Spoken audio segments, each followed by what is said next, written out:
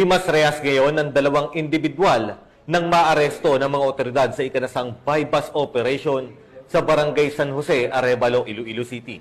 Ang pagkakadakip sa suspect ay patunay na tuloy-tuloy ang operasyon ng PNP laban sa iligal na droga. Patrolwoman Lynette Sablon sa balita.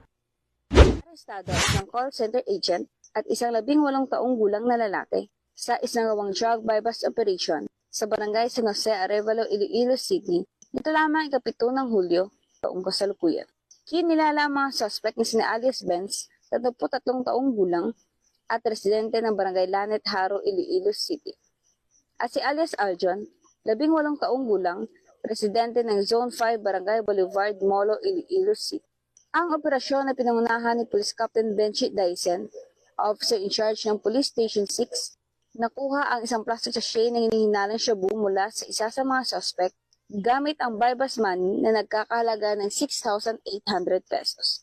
Kabuuang nasa 34 na gramo ng hinihinalang iligal na droga na may tinatayang market value ng 34,000 pesos ang nakumpiska mula sa mga suspect.